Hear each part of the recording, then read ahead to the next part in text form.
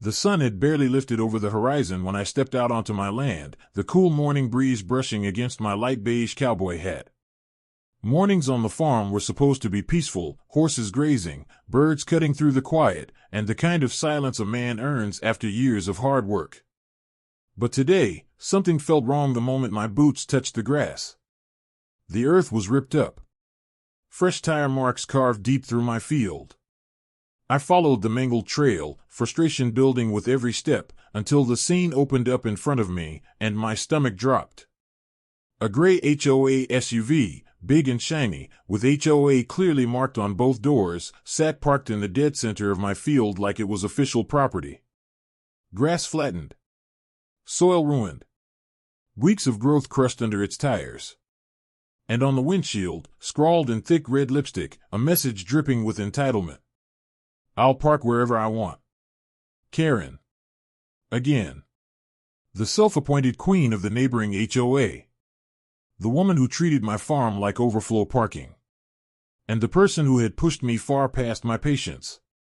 I stood still, staring at that SUV. Today, she had crossed the line. And this time, I wasn't letting it slide. So before we continue, drop your country or city in the comments below. I want to see how far this story travels across the world. And if you believe in respect, boundaries, and standing up to entitled HOA power trips, then hit that like button and subscribe, because this channel is all about stories where ordinary people fight back with truth, not fear. Let's begin. For most people, morning silence is just background noise, but for me, it's the sound of home. My family has worked this land for 3 generations. My father's footprints still live in the soil. My grandfather's sweat still clings to these fence posts.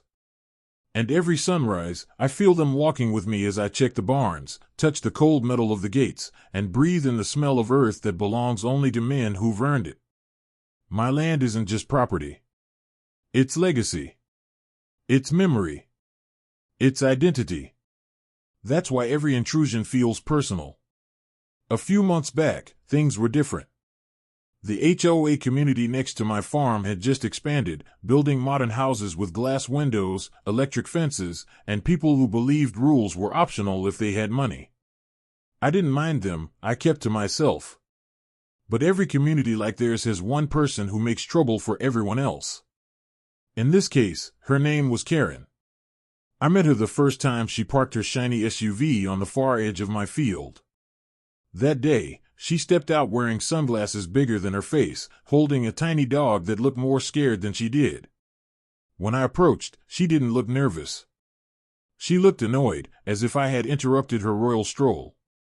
"Ma'am," I said politely, tipping my beige cowboy hat, "this is private farmland.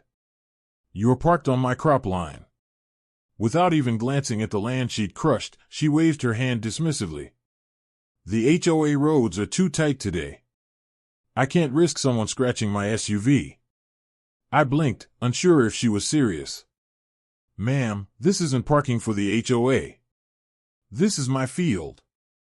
She smiled, that sarcastic, entitled smile people give when they think they own the world. "Oh, relax, cowboy. It's just grass. You've got tons of it. You won't miss a little patch." A little patch? Maize I'd spent weeks watering? Seedlings I'd protected from frost? Land my family had lived and died cultivating? But I kept calm. "Please move it. I'm asking nicely." She rolled her eyes so hard it looked painful.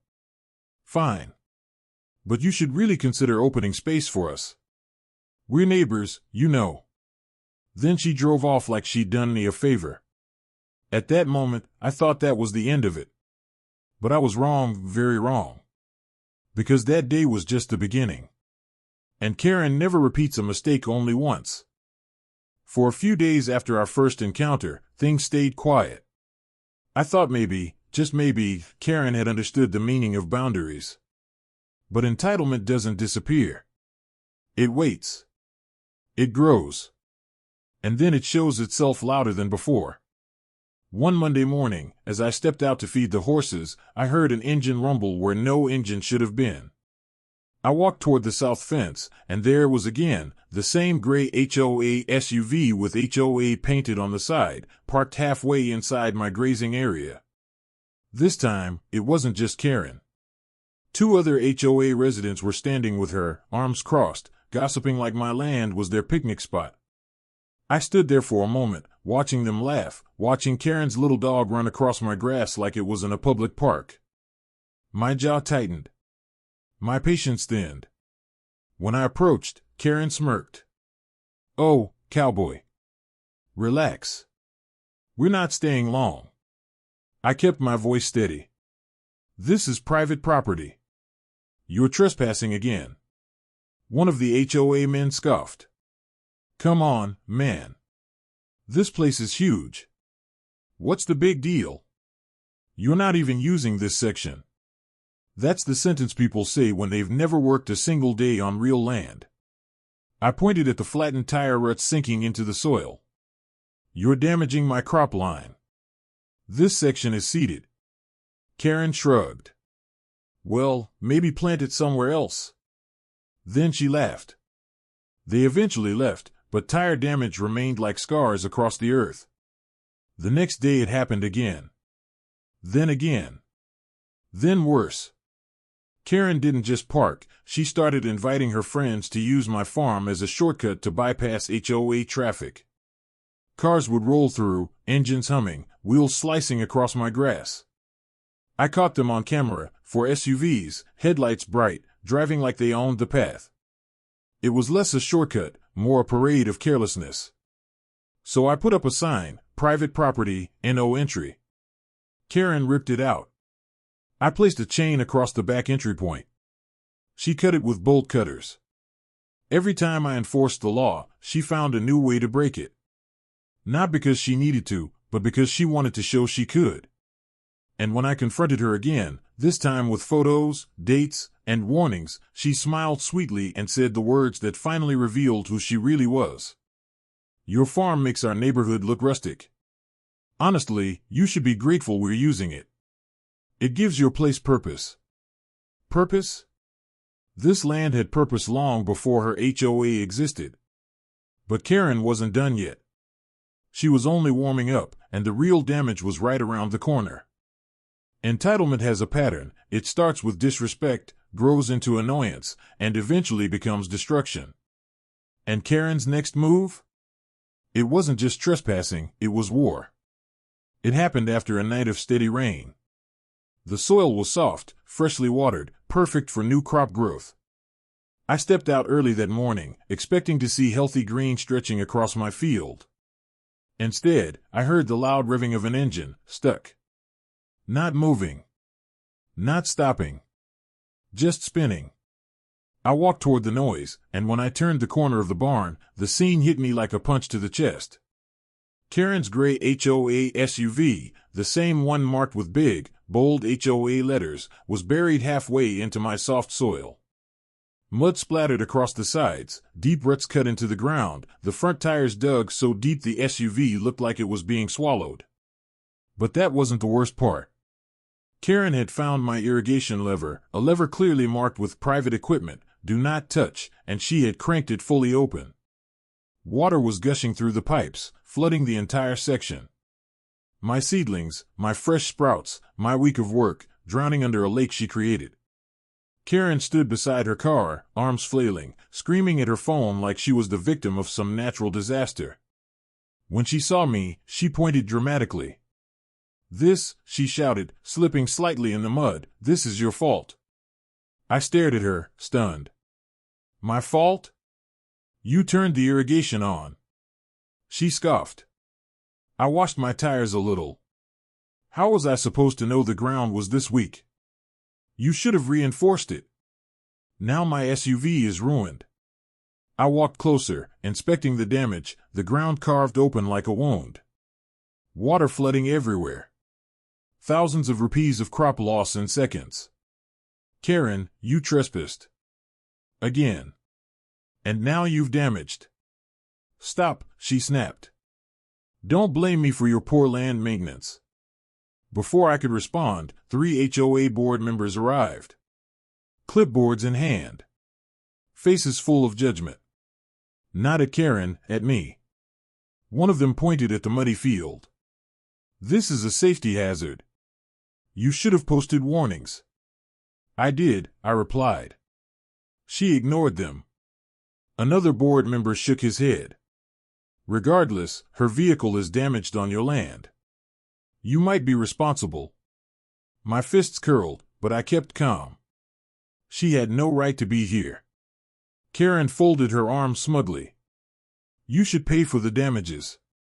Or I take this to the HOA." I stood in silence, staring at the destruction around me. That was the moment I realized something. Reason wouldn't work. Warnings wouldn't work. Signs wouldn't work. Karen wasn't going to stop. So I made a decision, one that would become the talk of the entire county. If she entered my land again, I would remove her SUV myself.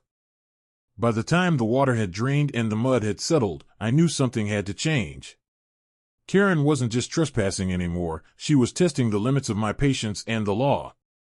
Every polite warning, every camera capture, every sign had failed. Logic had no effect. Entitlement thrived on ignorance. That evening, I walked along the fence line with my hat pulled low, eyes scanning the fields, envisioning the SUV's next intrusion. And then it hit me, if she refuses to respect boundaries, I needed a solution that would both protect my land and send a message. I pulled out a sketchbook, dusty from years of neglect, and began drawing. Not ordinary fences. Not ordinary gates. Something legendary. Something medieval.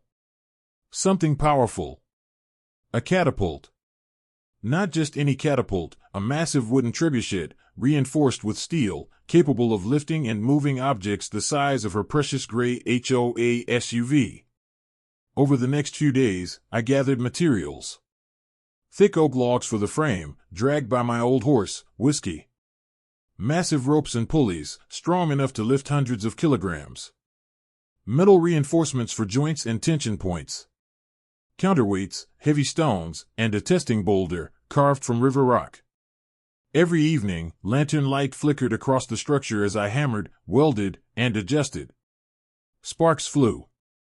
Wood splintered. Sweat poured down my forehead. My muscles ached. But every blow and every pull reminded me why this land was mine, why respect was non-negotiable. A friend from the nearby town came to visit, eyebrows raised, astonished at the sheer size of what I was building. "You really gonna do it?" he asked, shaking his head. I wiped my hands, stared at the towering catapult, and replied, calm but firm. "I won't touch her. She'll do it herself, if she trespasses. Then the land will remove her SUV for me." He laughed nervously. "Man, this is insane. She'll call the cops." "Maybe," I said, tightening a rope around a wooden beam. "But the law doesn't protect entitlement. It protects property. And this is my property." Night after night, the structure grew taller, the arm longer, the counterweight heavier. I tested it first with old barrels, then with stones, each launch precise, each arc perfect. By the time the first week of preparation ended, the catapult wasn't just a machine. It was a warning.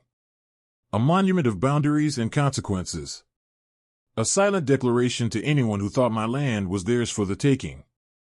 And as I stood back, looking at the silhouette of the massive wooden frame against the rising sun, I knew one thing clearly. When Karen steps foot on my land again, she won't just be trespassing. She'll be stepping into a lesson she'll never forget. A week passed. No SUVs. No tire tracks. No red lipstick messages. For a moment, I thought Karen had finally realized she was pushing her luck. Maybe the mud incident embarrassed her enough to stop. Maybe the HOA board told her to back off. Maybe, just maybe, she understood the meaning of private property. But I should have known better. Entitlement doesn't sleep. It waits for the perfect moment, and then strikes louder than before. It was a Saturday morning. Quiet. Peaceful. The kind of morning where a man can hear his own heartbeat. I was repairing a gate hinge near the barn when my phone buzzed, an alert from my motion sensor. The camera popped open. And there it was. A gray HOA SUV, the same one with HOA marked on both doors, rolling right through my main gate like it was some fancy VIP entrance. Karen was driving. 2 HOA members were in the passenger seats. And the SUV was loaded with groceries, boxes, bags, like she was using my farm as her personal driveway shortcut again. My jaw clenched.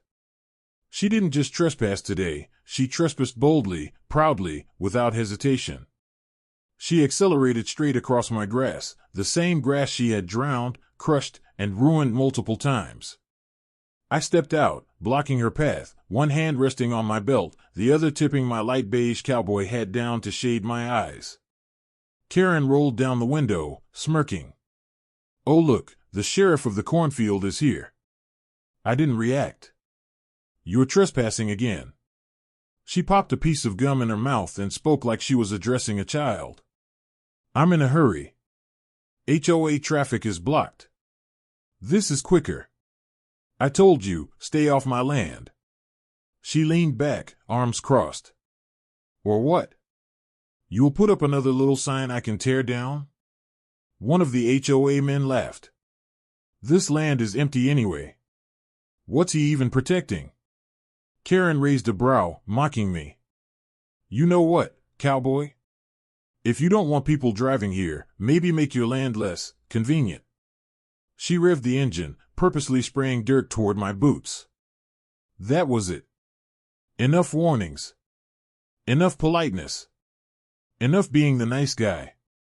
I stepped aside, calm, too calm, and said with a slow nod, "All right, Karen. You chose this." She smirked proudly, thinking she'd won. She hadn't realized it. That she had parked exactly where the ground markers for my catapult zone were placed. She hadn't realized I had spent a week preparing for this exact moment. And she definitely didn't realize her SUV wasn't staying on my land for long. By this point, Malik SHB, 3 warnings, 2 arguments, a midnight fence repair, and 1 destroyed irrigation line should have been enough for any sane person to stop. But Karen wasn't just stubborn, she was committed to proving that your land somehow belonged to her HOA imagination. And then came that morning. The sun wasn't even fully up yet. That soft orange glow was just beginning to stretch across your field, lighting up the dew on the grass. You stepped out onto your porch with your coffee, wearing your light beige wide-brimmed cowboy hat, the same one that always made you look like the calm sheriff of your own land. But the calm ended when you heard the low rumbling sound. Not a tractor. Not a delivery truck. No. Karen's gray HOA-branded SUV, crawling onto your land like it owned the place. Except this time, she didn't park near the edge. She didn't stop on the dirt lane. She didn't even pretend she got lost. She drove deep into your field. Right through the area where your grass was freshly planted. Right past the sign that clearly said, "Private property, do not enter." And then she parked. Dead center. Like she was claiming the land for the HOA empire. You stared at her in disbelief, not angry yet, just done. Fully, completely done.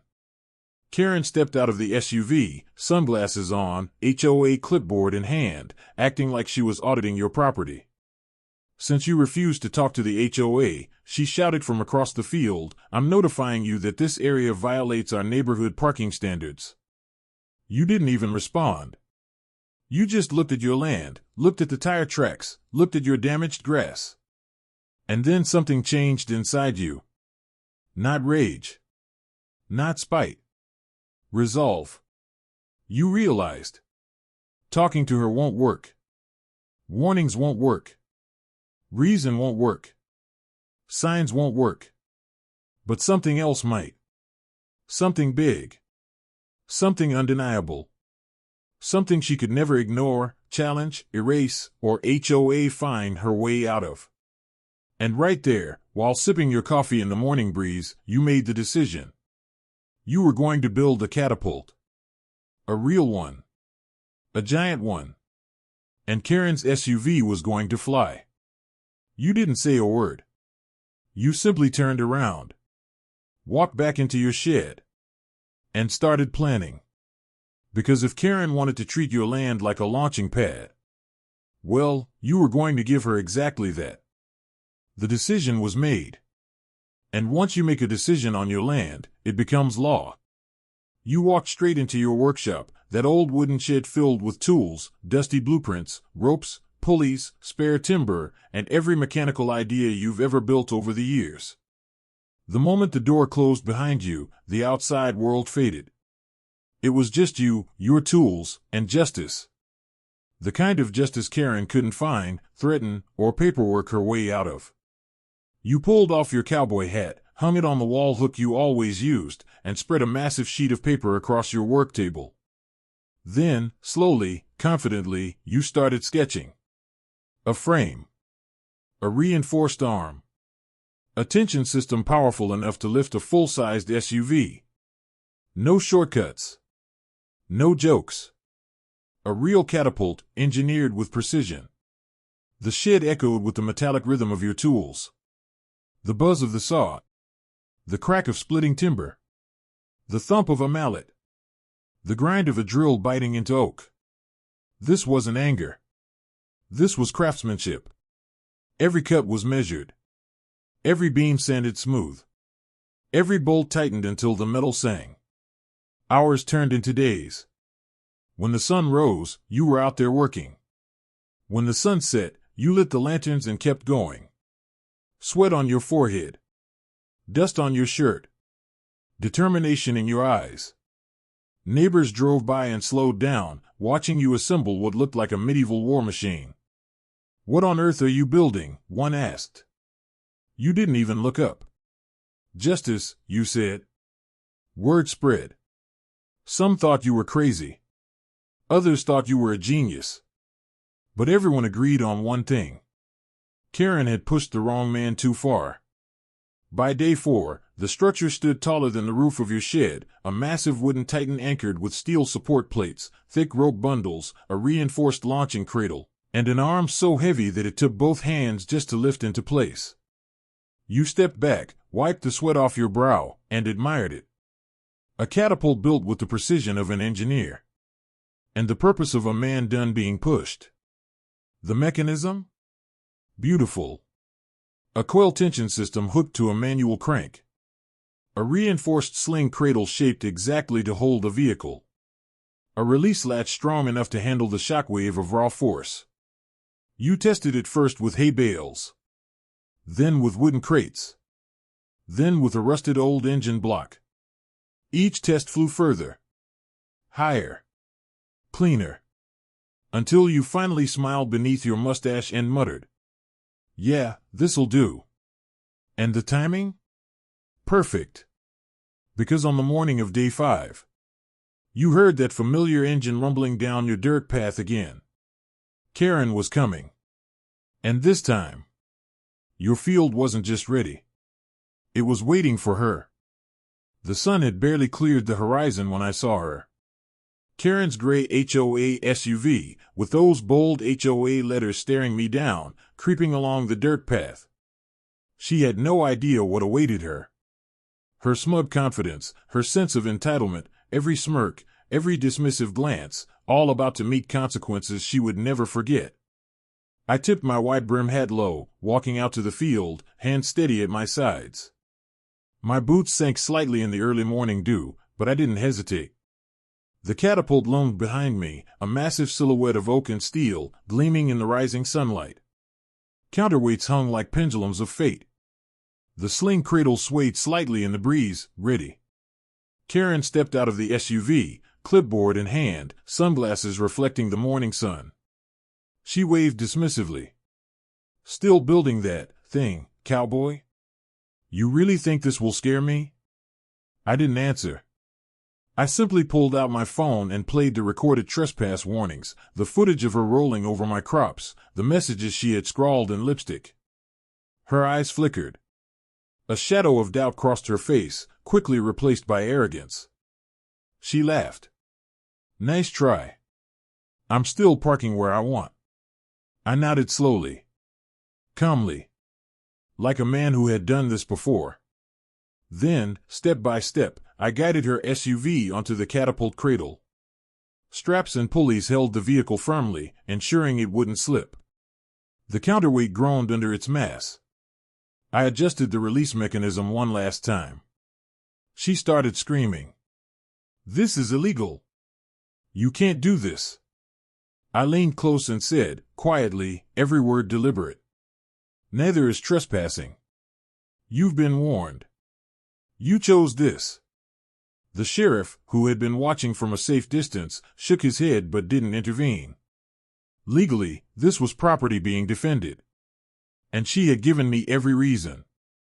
I counted down. 3, 2, 1. The rope snapped. The wooden arm swung upward with a deafening crack, moving faster than any I could follow. Time seemed to slow. The SUV lifted gently at first, then soared into the air, the suspension groaning, wheels spinning helplessly. Mud and grass sprayed in slow motion. HOA members gasped. Karen's scream echoed across the field as the SUV arced perfectly over the boundary fence, landing safely outside the property on a public no-parking zone. A hush fell. Then laughter. My friend beside me clapped his hands. "You actually did it." Karen scrambled out, red-faced, furious. The sheriff approached, calmly noting the SUV's lawful removal. HOA members shook their heads, muttering about unbelievable measures. I tipped my hat, dusted off my hands, and looked across my field. Peace returned. My grass was scarred, yes, but my land was finally respected. And the message? Clear: don't trespass. Don't disrespect. Or the consequences will land where you least expect them. I stepped back. Sunset light hit the catapult's wooden frame, long shadows stretching across my field. Karen's SUV sat on the public lot, a symbol of what happens when entitlement meets justice. And I, standing tall in my hat, beard glinting in the sunlight, finally felt vindicated. The field was quiet again.